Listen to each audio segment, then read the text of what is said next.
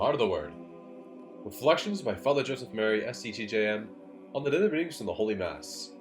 Thursday after Epiphany, in honor of the Jubilee year 2025, Pilgrims of Hope. The Spirit of the Lord is upon me.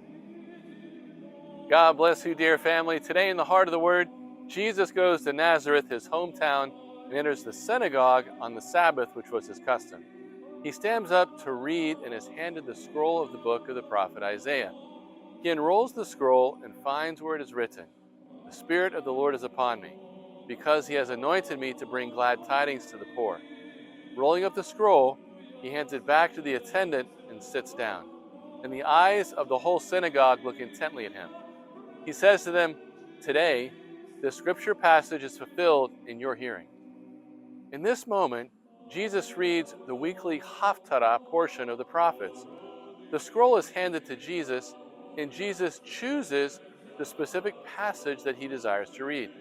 Jesus reads from Isaiah chapter 61, which prophesies of the coming of the messianic servant of the Lord, who will preach the gospel to the poor of the land and bring liberty and healing and peace to God's people.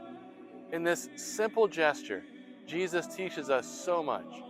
First, he reveals his messianic identity and mission to proclaim the gospel.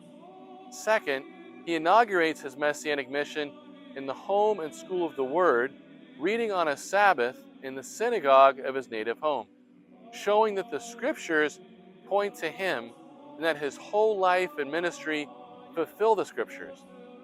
Third, Jesus is not only teaching us for our benefit, he reveals his heart.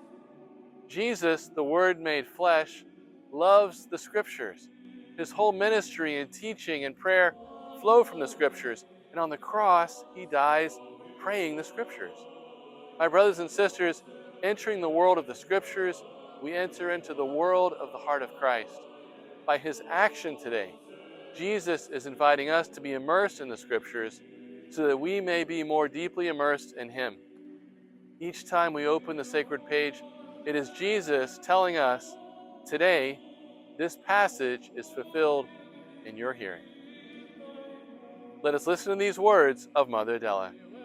It is our task to learn to contemplate in prayer and in the silence of our heart the passages, the events, the teachings, the signs and gestures of the gospel of the Lord.